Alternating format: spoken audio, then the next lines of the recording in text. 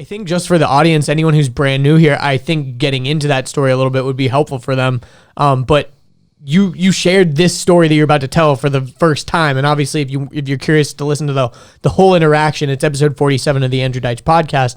But kind of share with everybody listening right now what you kind of shared with me. Yeah, sure. So I'll speed it up to, of course. to the money Get to shot. the important part. To the money shot, because that's what everyone wants to know. Exactly.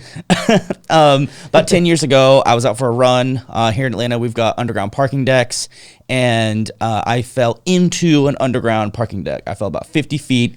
That ended up breaking both my legs. That smashed up my left elbow into 50 different pieces, split my sternum open, and I was left paralyzed with a spinal cord injury, which led me to be a full-time wheelchair user. And the type of injury I had was what's considered incomplete, which means I have some level of mobility and function below my level of injury, like where it got hit on the spinal column, and the column. And Spinal column and column and column. Okay, Eminem, Marshall, and I had a lot of things that kind of prevented me from attempting to walk again. I first had a bunch of broken bones and a bunch of wounds that I had gotten from in the hospital and from my accident. I then got a blood clot in my leg, so I was like banned from trying to do physical therapy for like 6 to 9 months. And then it got to a point where I was like, dude, I'm tired of I'm just going to get to life and get to living. And I just hopped in the chair and stayed in the chair. And unfortunately, I went down a path of addiction and slow and progressive thing that totally gets you over time. Over the next 3 or so years, I slowly got worse and worse and worse and started taking bigger and bigger and bigger doses and, performing bad at work and, just kind of living in filth. And it came to the point where I was so messed up that I really became an animal. I became animalistic, and a crazy story. I've written about it in a series of emails called The Untold Story. We'll probably have that linked in the show notes, definitely, or in the description down below if you're watching this on YouTube. And it ended up me getting completely institutionalized. I was put away in a psych ward, and then my family kind of took legal ownership over me, I guess you would say, and basically was like, hey, you can go to rehab or you can go to jail. What do you want to do? And at that point, I knew what addiction looked like, and I hated it, but I never knew how to get out of it. So I just kind of had surrendered to it. And the only way I thought out was through suicide, and I had attempted to kill myself a few times before.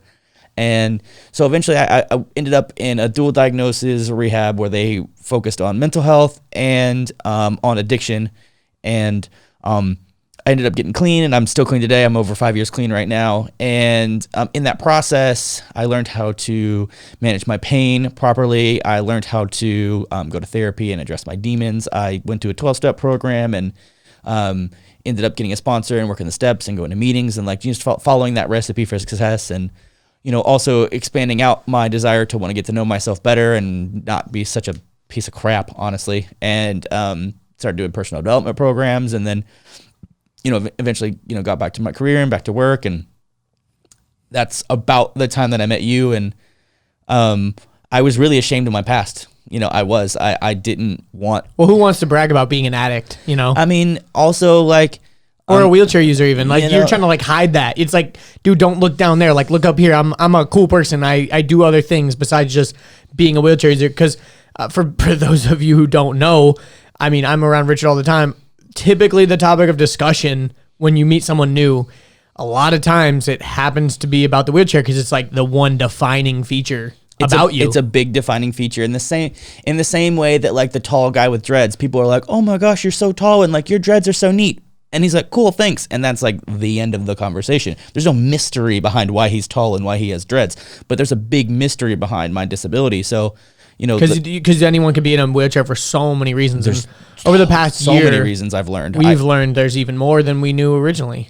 I'm still learning. I'm like, wait a minute, you need a wheelchair for that? I mean, I guess that makes sense, but I literally had no idea. Yeah. And now that I know, I'm like, oh, I was kind of judgmental. But then it got to the point where, I've always been an artist. I've always been a creative person. And I was working at a studio, which was when I met Andrew, and I was doing production work for this artist, and that project didn't end up working out. And then I branched off and got my own studio space, and then I realized, like, if I'm making art for myself in physical medium form, I didn't like it. I'm really good at making physical medium art for other people, like other artists, but I'm not good at making my own original content, which is kind of unfortunate because I feel like a scam. Hope you enjoyed that clip. If you want the full episode, you can click right here. If you want to subscribe, click here. If you want more clips, we got 2 more right over here.